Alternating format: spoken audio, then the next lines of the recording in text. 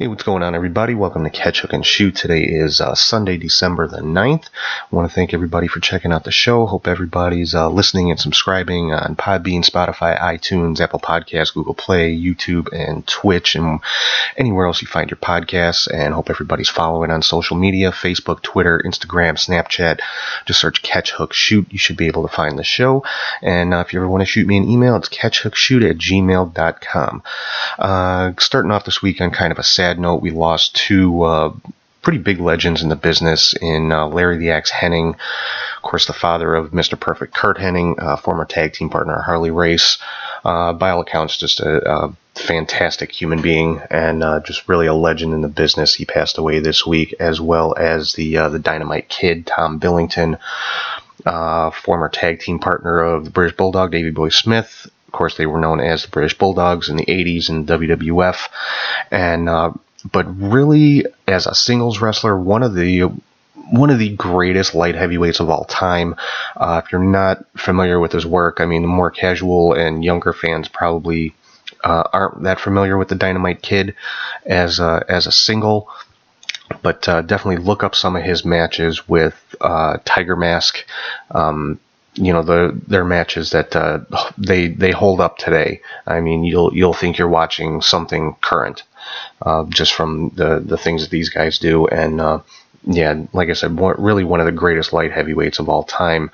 Inspired a lot of the younger, or I should say the next generation of wrestlers after himself. The biggest one of that, of course, would be Chris Benoit. Used a lot of Dynamite Kid moves, the diving headbutt, the snap suplex, just really modeled his entire style after the Dynamite Kid. So, rest in peace to both Larry the Axe Hennig and Dynamite Kid, Tom Billington. Dynamite Kid actually passed away on his birthday. He had just turned 60, so, had a really rough last few years of his life, and just really kind of a tragic story. He was actually confined to a wheelchair just from years of abusing his body and things like that. But the impact that he made on the wrestling business is something that's going to live on forever. His legacy is unquestionable. So again, rest in peace, Larry the Axe Hennig and Dynamite Kid.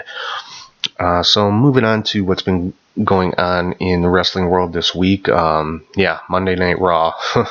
Last 2 weeks of Raw have caught a lot of criticism. This past Monday was actually the lowest rated show in the 25-year history of Raw, which, I mean, that's insane. People are just not happy with the current product and the direction that Raw is going. Some of the news coming out of Raw, Alexa Bliss supposedly has been cleared to return to the ring.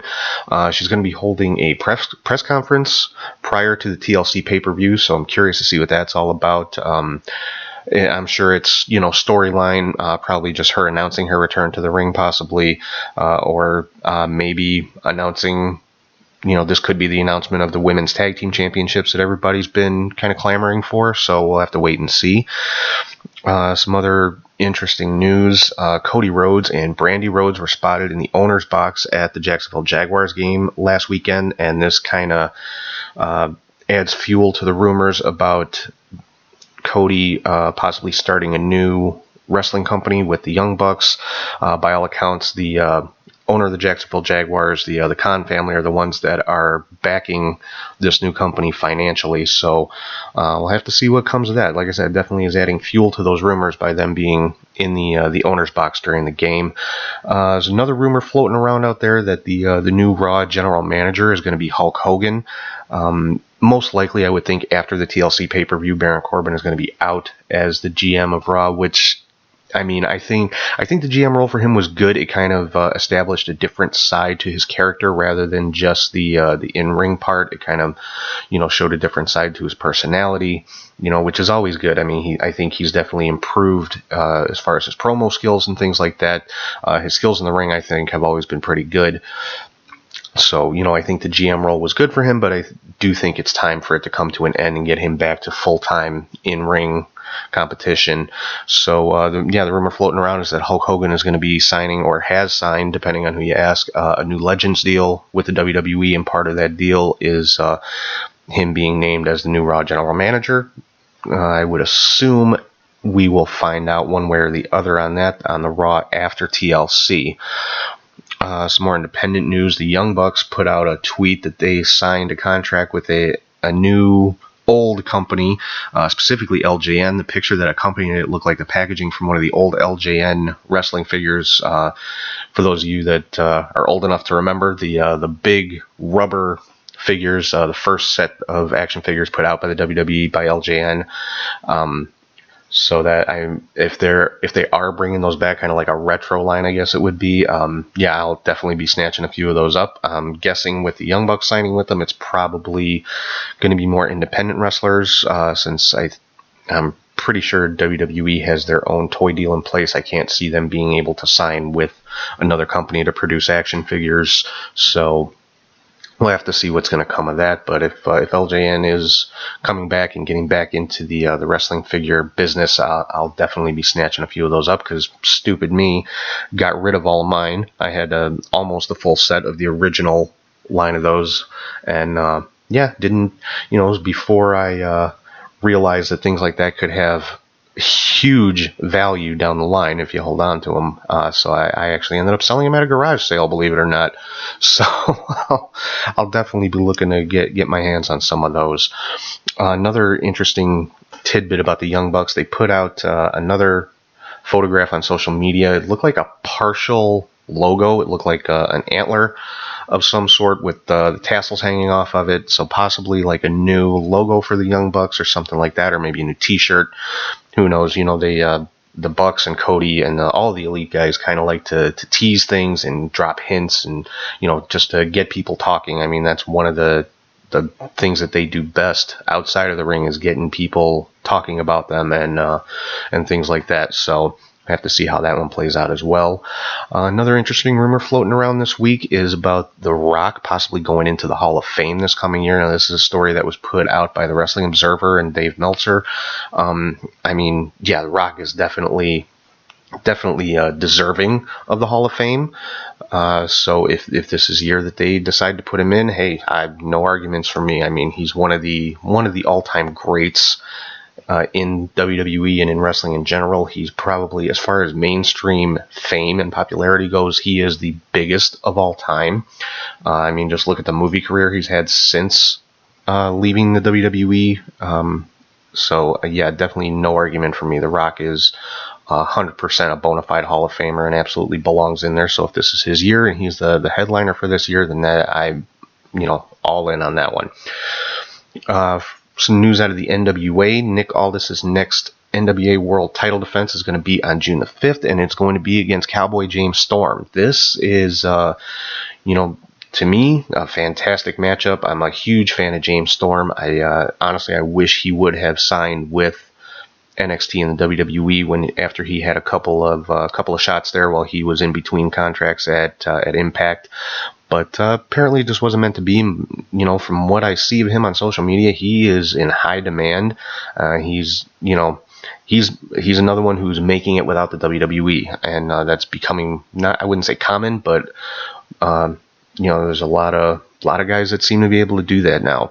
Make a great living as on the independent scene and not really need the WWE machine behind them. Obviously, they have to work, extremely hard to keep their name out there. Keep, they have to do all their own promoting, their own booking, and things like that. They don't have that machine supporting them. But if it goes to show, if you're willing to put in the work and invest in yourself, the WWE is not always needed. And I think some prime examples of that: James Storm, Nick Aldis, Cody Rhodes, the Young Bucks, Kenny Omega, any number of guys. So yeah, good luck to James Storm. I definitely wouldn't mind seeing him packing the 10 pounds of gold. Should be a great match with Nick Aldis. Hopefully, I'll get the opportunity to see it. I did not see anything about it being on pay-per-view on the Fight app or anything like that, but I'm sure that news will be coming within the next couple of weeks. Some interesting news about Bray Wyatt. He, obviously hasn't been on TV since Matt Hardy had to retire from the ring, and has been kind of quiet on social media. Well, this past week, he deleted all of the tweets on his Twitter account and just posted kind of a cryptic message, which is really nothing new for him, but the message said, "Today I'm someone different. Today I finally become who I really am." So does this mean he's got a new character? Does that mean he's going to be coming back soon, possibly with a little bit of a change? I mean, the name on his Twitter account is still Bray Wyatt, so I mean, I like the character and the gimmick that he's been working with as the Eater of Worlds. I'm hoping they keep it similar. I mean, as long as they don't take him back to being Husky Harris, I think he'll be all right. So, but yeah, I'm excited to see Bray Wyatt back in the ring. I'm sure, you know, the Matt Hardy having to retire was kind of sudden.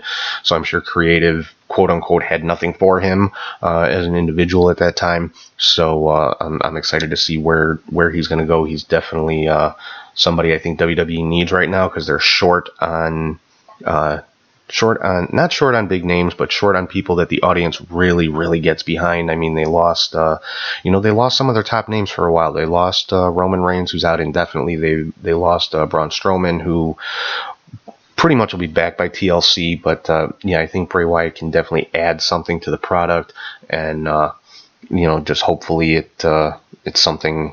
Hopefully they have something good for him, is all I can really say about that. Some other scary news going on this weekend. Last night at the House of Hardcore show, Big Cass was scheduled to wrestle, and during the intermission, walked into the lobby of the 2300 Arena to, sell some merch, sign some autographs, things like that, and he collapsed with a seizure, apparently. Now, EMS was on the scene. They got him to the hospital, got him treated, so hopefully he's going to be all right. I haven't seen any updates today on it, but yeah, by all accounts from people who were there and everything, he was, he had a seizure, but he was responsive. He was able to talk to the medical personnel that were there, was able to, get to his feet, or at least get to a knee, something like that. So all good signs. So hopefully it's not anything too serious, and something that he can come back from and continue on with his in-ring career. So best wishes to Big Cass. Some other news out of Raw. Baron Corbin put Heath Slater and Rhino in a match against each other. Basically said that, we don't have it in the budget to keep you both on as in-ring competitors, so you have to fight each other, and the loser is fired. Heath Slater ended up winning that match, so Rhino is quote-unquote fired. By all accounts, it's storyline. He's not actually retiring or anything like that. So we'll see how that one plays out. And Heath Slater now is a referee, so I'm guessing we're going to see him more on television in the next few weeks, which is never a bad thing. I'm sure he's happy to be doing TV, and obviously this is something that was planned, so it's not like they blindsided Slater. Oh, you're going to be a referee now. So it's obviously, hopefully, working towards some type of storyline payoff or something like that. So we'll have to see where that goes. Another confrontation between Drew McIntyre and Finn Balor. McIntyre just beat Balor down backstage during the show. And of course, these two have a match coming up at TLC, so it's just kind of building the rivalry. And that's basically what I think Raw was trying to do this week, is just kind of build on the storylines that are going, moving into the pay-per-view, which is next weekend. So we'll see. Hopefully, some of these rivalries that are going on will have a pretty good payoff in the matches coming up at TLC. Another rivalry they continue to build is Ronda Rousey and Nia Jax. They were involved in a tag team match. It was Ronda Rousey and Ember Moon defeated Nia Jax and Tamina. Ronda tapped out Tamina with her armbar. Some more stuff with Sasha and Bayley and Alexa. They've done this Q&A thing with Sasha and Bayley in the audience for the last couple of weeks, and they actually mentioned on air one of Bayley's answer to one of the fans' questions was that she and Sasha want to be the first ever WWE Women's Tag Team Champions. So that's, to my knowledge, that's the first time it's been mentioned on air, the possibility of those tag team titles. So I'd say it's pretty much a lock that it's going to happen, since they're mentioning it on air now. And we'll have to see where and when that's going to happen, how that's going to work out. Is it going to be just on Raw? Is it going to be one set of titles that goes between Raw and SmackDown? And I've mentioned this before. I think there are too many titles, but I think women's tag team titles would definitely be, a big deal. So I'd like to see just one set of titles that goes back and forth between both shows, and I mean that across the board as far as world titles, tag team titles, everything. There's too many championships in WWE. I think they need to cut it down, but I've done an entire show about that already. I'm not going to get into it again. But Sasha and Bayley did defeat Mickie James and Alicia Fox. And then that's really kind of the extent of what happened on Raw. Like I said, it was, the lowest rated episode in the history of the show, which says a lot. I mean, in 25 years, this was the low point, is what it was. So hopefully WWE is listening to their fan base, and hopefully we're going to see something turn around. I'm glad they stayed away from the Drake Maverick storyline. I think 2 weeks of that was enough. Move it in a different direction. Not saying that they shouldn't continue with the AOP versus Bobby Roode and Chad Gable. I'm still waiting for Bobby Roode's heel turn. They've hinted at it here and there. I really am hoping they pull the trigger on it, because Bobby Roode is just such a natural, good heel. I mean, he's not a bad babyface, but he just seems so much more natural as a heel and is so much better as a heel personality-wise. So I'm hoping that they'll pull the trigger on that somewhere in this rivalry between he and Gable and the Authors of Pain. Moving on to SmackDown, we saw Daniel Bryan with another beatdown on AJ Styles, building towards their match at TLC. We had the contract signing between Charlotte, Asuka, and Becky Lynch. Then Charlotte and Asuka ended up in a tag team match against Mandy Rose and Sonya Deville, which Mandy and Sonya took the victory on. Randy Orton defeated Jeff Hardy with distraction from Samoa Joe, so they're really building this Samoa Joe and Jeff Hardy rivalry, with Joe kind of playing on Jeff's past indiscretions with alcohol, substances, that kind of thing. So it's always kind of cool and yet uncomfortable when they work real life into a storyline like this, but it definitely makes it feel more real. So SmackDown was definitely the better show this week. Moving on to NXT UK, we had the faction known as Gallus, which is the Coffee Brothers and Wolfgang in the ring, basically calling out British Strong Style, Pete Dunne, Tyler Bate, and Trent Seven, talking about the NXT UK Tag Team Championships, and those I really think are going to be the top two teams vying for those championships. Is going to be Mustache Mountain in particular, Trent Seven and Tyler Bate, and some combination of the Coffee Brothers and Wolfgang. I would say probably the Coffee Brothers more than likely. So it seems like a pretty good rivalry building up there between those two factions, and those in my mind are the top two factions in NXT UK. Those are probably your 6 top guys, or at least most popular guys. And there's going to be an announcement next week regarding the tag team titles for NXT UK, so I would assume they're going to be announcing a tournament, or however they're going to crown their first champions will be announced next week. Also saw Isla Dawn in a match on NXT UK. She honestly, this was actually the first time I've seen her in the ring, and I was thoroughly impressed. She's definitely going to be a top women's contender in NXT UK, along with Toni Storm, and obviously the current NXT UK Women's Champion Rhea Ripley. So the NXT UK Women's division is stacking up to be very, very good. And definitely, a lot of times I get more excited for some of the women's matches and some of the men's matches, and that's not a knock against any of the men. I think all the men on NXT UK are fantastic as well. But just women's wrestling has gotten so huge in the last couple of years, and that's fantastic. That it's progressed as much as it has from the days of the the Santa's Little Helper and the mud wrestling matches or whatever it might be. Just look at the last 15 to 20 years of women's wrestling, and it's just progressed by leaps and bounds, and it's about time, quite honestly. And something I noticed about NXT UK, and it's not anything big or important, it's just something that kind of caught my ear actually this past week, that this is a UK brand. It's produced in the UK, it's filmed in the UK, it's on television in the UK, and they announce the wrestlers' weights in pounds rather than stone. I just thought that was interesting, and it just made me wonder why do they do that, if it's a UK based product. But hey, that's just the way my mind works. So yeah, 205 Live, again, you saw really more advancement of storylines between Akira Tozawa and Brian Kendrick, and Jack Gallagher and Drew Gulak. This pretty much is one of the top rivalries in 205 Live right now. It's been going on for quite a while, and yeah, I would really like to see 205 Live get their own kind of network special, kind of along the lines of the NXT takeovers. Kind of, I guess, their own kind of pay-per-view, so to speak.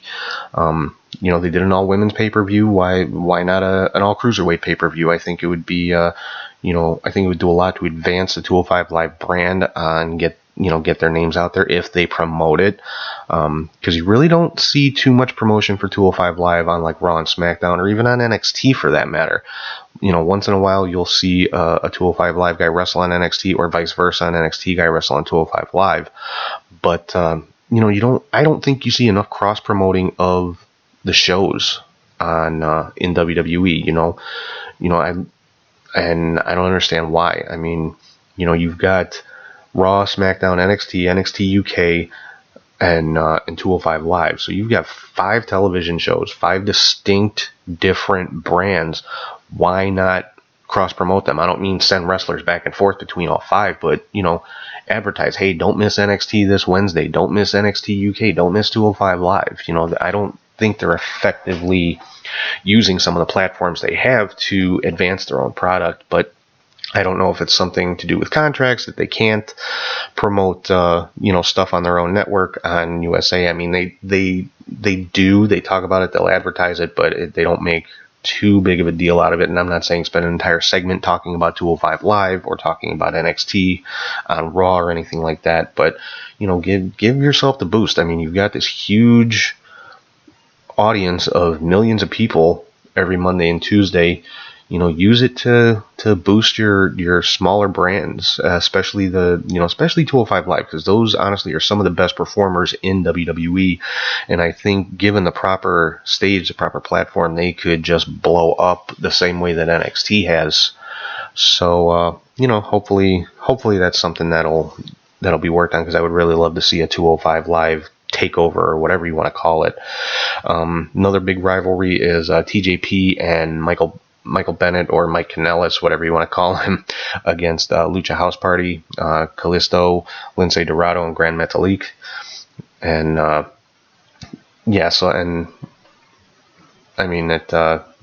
can't say enough good things about 205 Live and the guys that are on it. Moving on to NXT, we saw the debut of Punishment Martinez against Matt Riddle. These two guys put on a great match. Obviously, they're no strangers to each other from the indie circuit and Ring of Honor and things like that. Matt Riddle did take the victory by submission, but Punishment Martinez had put on a fantastic match. It was by no means like a squash match or anything like that. I did see some people complaining online, like, oh, why'd you have him lose right out of the gate? Made him look weak. It didn't make him look weak. He put on a fantastic match and gave Riddle a run for his money, even though they only had a few minutes to put the match on. They got in that ring, they did their thing, and they told a great story. And it was a great match. And then, of course, afterwards saw Cassius Ohno come out and attack Matt Riddle afterwards. And so they're still pumping up that rivalry with Ohno and Matt Riddle. But yeah, Punishment Martinez, I think they definitely fast tracked his debut. Normally, a lot of times you'll see these guys put on NXT house shows for quite a while, like Donovan Dijak and Marina Shafir and Jessamyn Duke. They were on the NXT house show circuit for a few months before they made their TV debut. So obviously they have a lot of confidence in Martinez, and they're pretty high on him because they put him straight to television. And so I'm excited to see where he's going to go. Also saw some more in the advancement with the rivalry with Shayna Baszler and Marina Shafir and Jessamyn Duke. And again, within their rivalry with Dakota Kai, Io Shirai, and Kairi Sane. Shayna Baszler defeated Dakota Kai in a match this week. Duke and Shafir were in her corner. After the match, the three of them were beating down Dakota Kai. Io Shirai came in for the save, chased the other three off. Kairi Sane didn't get involved this time. Guessing she was, not at the arena for whatever reason. But they're definitely working on building up the horsewomen. I think it's just a matter of time. They want to, and this is just my thinking, my opinion. I'm not really getting this from anywhere, but it makes sense to me. They're gonna have Baszler and Shafir and Duke working together so that they can mesh as a team, on TV. Put them in a rivalry with Dakota Kai, Io Shirai, Kairi Sane. Let that play out, and probably sooner rather than later, you are going to see the other 3 MMA horsewomen up on the main roster with Ronda Rousey, and we are going to see, barring something drastic happening like a major injury or somebody getting released or something like that, you're going to see the 4 horsewomen versus 4 horsewomen at some point. I don't think it's going to happen at WrestleMania. I think they're going to push more towards Ronda Rousey and Becky Lynch and Charlotte Flair. I think I mentioned last week I could see that triple threat match being the main event of WrestleMania this coming year. But in one of the smaller in between pay-per-views, maybe not necessarily one of the big 4, who knows, they may push it till next year's Survivor Series. You're going to see 4 horsewomen versus 4 horsewomen. It's just a matter of time. Also on NXT, you had a pretty good promo between Tommaso Ciampa, Aleister Black, and Johnny Gargano. It was announced that Johnny Gargano and Aleister Black are going to settle their rivalry inside of a cage. I'm pretty sure that'll be coming up on an episode of NXT in the next couple of weeks. I know it's already been taped. I've not seen what the result is. I don't want to know. I like watching NXT as it's released on television. Spoilers happen. If I come across it, then I come across it, but I'm not going to, put it out on here to ruin it for anybody. So, Gargano and, Aleister Black and Ciampa are going to be having a NXT Championship match at TakeOver Phoenix Royal Rumble weekend. That will be Aleister Black's return match for the NXT Championship. Next week on NXT, EC3 is going to have his match against Bobby Fish, kind of his revenge for Bobby Fish attacking him when he made his comeback. So it should be a great match. I mean, anything with the Undisputed Era right now, those guys are gold. Anything they touch is just, like I said, turns to gold. So they can pretty much do no wrong right now, and EC3 is right there with them. NXT right now is the hottest WWE brand there is, without a doubt. Ricochet is going to be defending the North American Championship next week. I can't talk today, guys. Against a mystery opponent.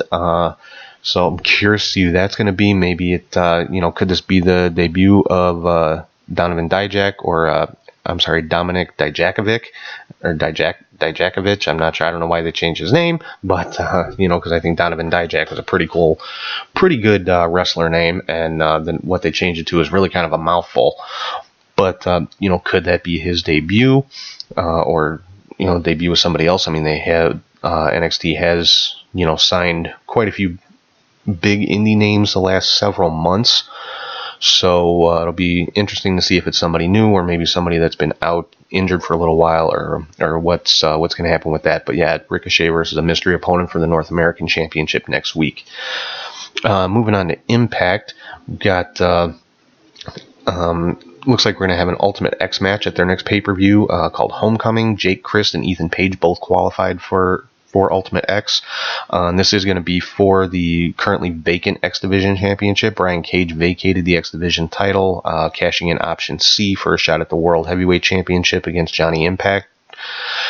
And Eli Drake has been challenged to a Monsters Ball match at Homecoming against Abyss.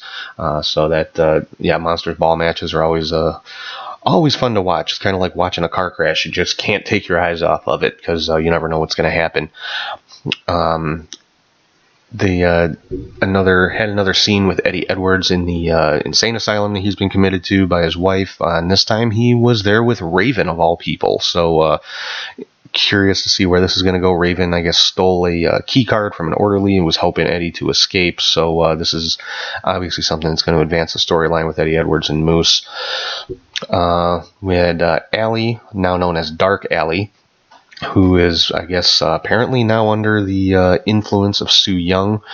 Allie had a match and, took the victory in her match. And afterwards, Kiera Hogan came out trying to talk Allie back to reality, back to her old self. And she ended up getting beat down and having the mandible claw put on her by Allie. So, yeah, I think a lot of this is leading to Rosemary possibly returning soon. I know she's been out with an injury.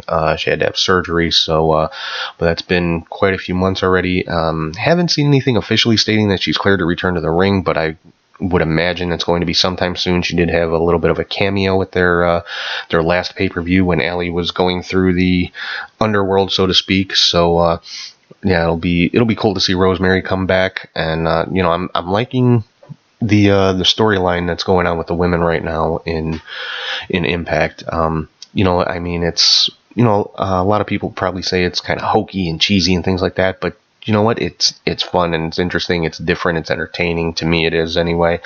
And I'm a big fan of Allie and Su Yung and Rosemary, and I'm becoming a big fan of Kiera Hogan. So the Impact Women's Division is definitely getting back to where it once was. It's not quite there yet. They don't have all the big names that they used to. But you know what? When they first had all those big names, they weren't that big at the time either. So they're definitely on the right track with their women's division. We saw a promo backstage with Katrina bringing in a woman named Ruby Reyes in her feud against Jordynne Grace. Ruby Reyes, another big, strong woman, so it'll be interesting to see her in the ring with Jordynne Grace, which I cannot stop talking about Jordynne Grace lately. I've become a huge fan of hers ever since the first time I actually saw Jordynne Grace was at All In, and any woman that can stand there toe to toe with Brian Cage deserves attention. So, and she's 22 years old, and her career is just on the rise, and it's just going to keep going up. I mean, the sky is the limit for this woman. So I'm definitely interested to see where she's going to go. I can, definitely. I mean, so many with her being an Impact. There's a lot of dream matches I could think up, like Tessa Blanchard, Taya Valkyrie. I'd love to see. Hell, I'd love to see a three-way rivalry between those three, because Tessa obviously is the Knockouts champion right now. Taya is one of the top women's wrestlers in the world right now, and Jordynne Grace is right there with them. So it'll be pretty cool to see. Like I said, I'm really excited to see where the Impact Women's Division is going to go. And finally on Impact, the main event was Johnny Impact and Taya Valkyrie versus Moose and Tessa Blanchard. Impact and Taya did win the match. Killer Kross came out at the end of the match to lend some assistance, so to speak, to Johnny Impact. He's been trying to get on Johnny Impact's good side the last few weeks. I'm not.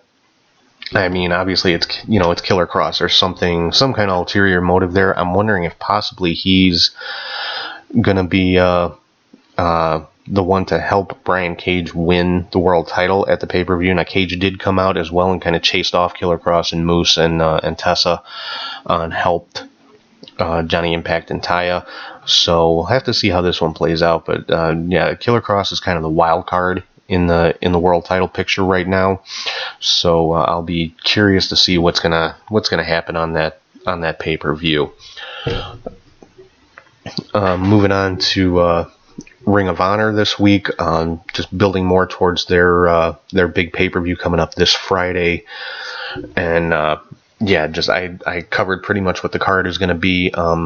One match I don't think I mentioned is Jonathan Gresham versus Zack Sabre Jr. These are two of the top technical wrestlers in the world right now, not just on the independents. I mean, if you've ever seen either one of these guys in the ring, it's insane. I mean, I cannot name two better technical wrestlers right now than these two guys. And they're going to be having a match at Final Battle this Friday. This may be the first Ring of Honor pay-per-view that I actually pay for and order and watch, because it's a stacked card.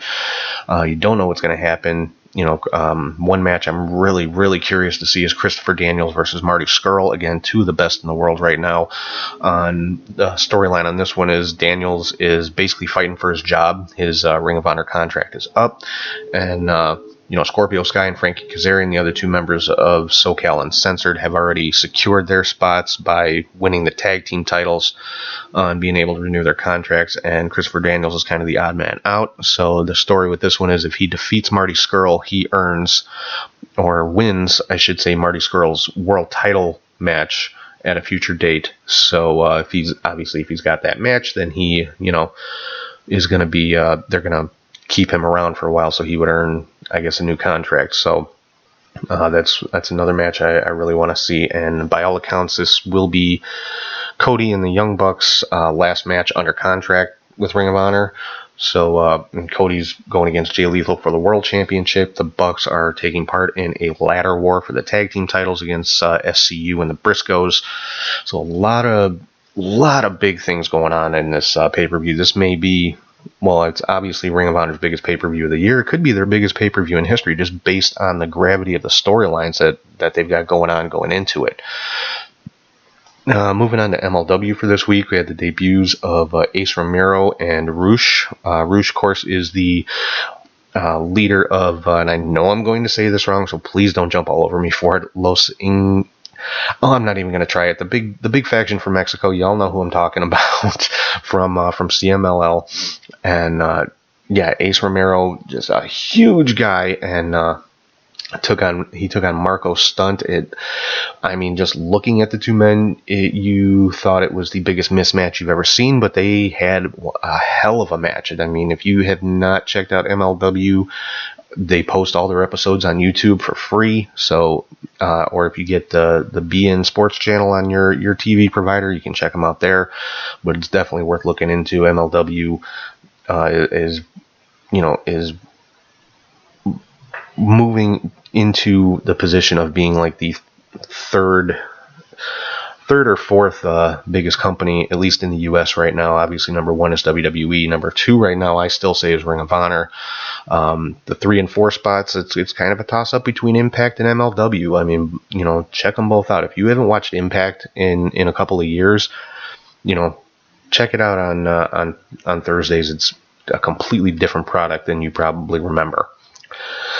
Some other news out of the House of Hardcore show, other than, of course, the scary news for Big Cass, was Nick Aldis defending the NWA World Championship against Brian Cage. Aldis did retain in this one.